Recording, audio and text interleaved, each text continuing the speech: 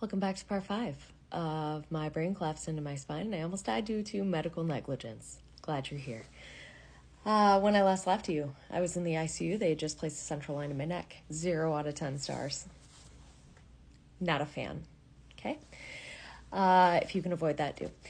So I found a text message my mom had sent to my siblings. I have 4 older brothers, and they were far away because I was in the hospital in Detroit, and we are about 3 hours from there. So the update that she sent my family said, Janessa had some complications during the night. She is back in the ICU. They put in a central line so they could give her some additional meds directly, and they're absorbed faster. The paralysis has gotten worse. They did a CT scan last night and said there's a lot of increased swelling. She is definitely not going home. ! Thanks, Linda. I was on an ungodly amount of meds. My brother joked and said, man, ketamine, morphine, and Norco, she could get hit by a bus and not feel it. My mom's reply said, sadly, she's still about an 8 out of 10. If that gives you any idea of what a headache post-brain surgery is like, especially if you've got swelling going on. Side note, please excuse the young lady that lives above me running back and forth. She has autism and we love her, so don't be mad. Anyways, on February 11th, I was still in the ICU. These days are really fuzzy for me, but I can tell you that ICU nurses are angels. If you are an ICU nurse, especially if you just happen to see this and you were my ICU nurse at Ascension, y'all are angels. Like covering my eyes with a washcloth when they rushed me back to CT because the lights were like someone was sticking ice picks in my eyes. Making sure that she told them, like, obviously, I think that they probably knew, but she's like, be careful. Don't bump her. Her head hurts. I remember listening and hearing her say that while she was taking me to CT. The young man who would come into my room and would make sure that my lights were always turned down if someone from a different place had come in, like to draw my labs or whatever. They would just turn it down.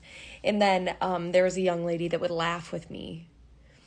Those angels that are there when, holy cow, the ICU is scary. Like, all of the machines and all of the beeping and the crying that you hear, which is odd. Like, I don't know if it's family or if I was hearing patients, but like, scary.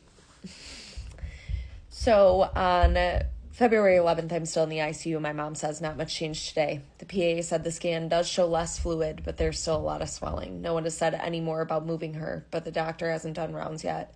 OT and PT are supposed to come again today. PT will try again with walking. There's a picture in the post that I put on just before this one that you will see me sitting in a chair. And it's just me sitting, my head tilted off to the side. But if you could see what was going on inside of, not even like my brain, but in my mind. As a person who had been active for quite some time before then, that realization in that moment where I had just had 2 women come in and essentially pick me up from my bed and put me into a chair. I had reserved myself to the fact that I would never stand again. They're telling me that I'm never going to stand again. I'm never going to be able to stand and hug my kids. I'm not going to be able to stand to get myself to a chair. I'm not going to be able to run anymore. I'm not going to be able to lift weights anymore, which I'd been doing for years. If you've missed part 1, I had been a weightlifter at this point for many years. I ran 3 miles the day before all of this started. Just not even 2 months before all of this started, I had run 3 miles and lifted in the gym. And now 2 women were picking me up to put me in a chair.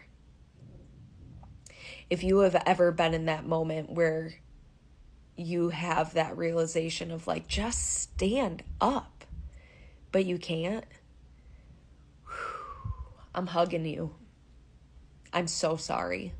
I am so sorry that I commiserate with you in that moment. That was scary. That is scary.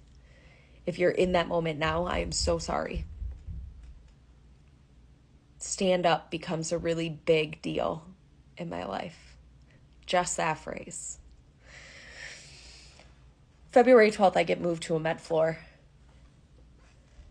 I ended up getting taken off all of the meds that they couldn't give me on a med floor. Finally, the swelling was starting to come down. They were able to put me just on my regular IV meds and send me to a med floor. I ended up talking to a social worker just shortly after that. They came to my room and they sent a psych to come and see me because mentally I was angry. And if you've made it this far in my story, I think that you have gotten to know me a little bit, which thank you. I'm so glad that you're here. But anger isn't really something that I enjoy feeling, something that I embody. Anger is draining. And for what? You know, being angry is just going to drain all of the joy from my body. And I've only got a little bit left. But I was so angry and I was sad. I was alone. My parents could only stay for a couple of days and my boyfriend had left the day after my surgery. So here I am. I had surgery on the 7th and it's the 12th and I'm just making it to a med floor and I am alone and I'm scared and I am trapped in this bed. I have nightmares still about just being trapped in a hospital bed. My call light on my med floor at Ascension didn't work. And we had told them, I have a couple aunts that live in Detroit, but I had, my aunt came to see me and would bring me food because she's lovely. I love you, Aunt Kathy. She brought me food and would sit with me and would let me cry and would talk to me. Would tell me she loved me and that it was going to be okay because, man, I needed a mom and my mom couldn't be there, and so my Aunt Kathy was my mom.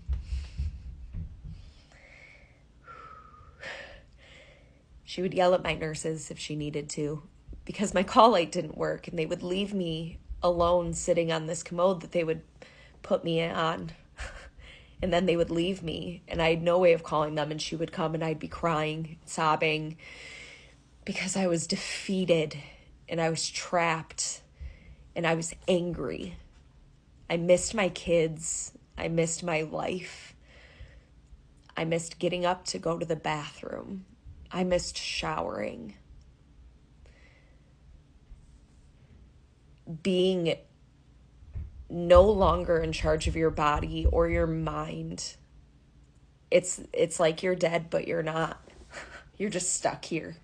You're alive still, but you're not who you are. So what do you do then? You know?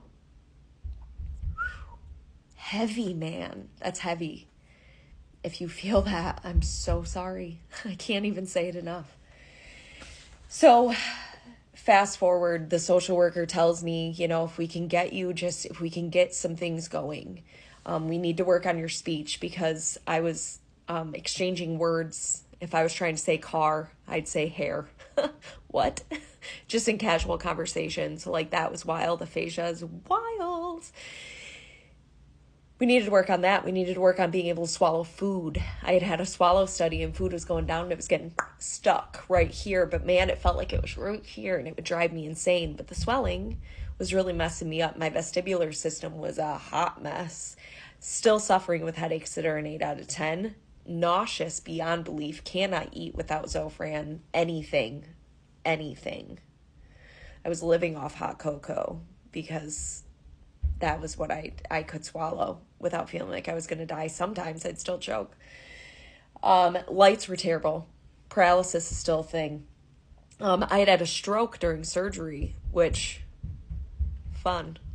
Didn't realize that until later, which is crazy. My hearing was a little here or there. My speech is slurred, but PT was like, we're sending you. Social work is like, you're going to Mary Free Bed. We are going to get you to rehab and you are going to Mary Free Bed. You just need to keep fighting. The psych came to see me and I was so angry, but she said, just keep fighting. You want to stand up? We're going to get you to stand up. That's going to be the goal.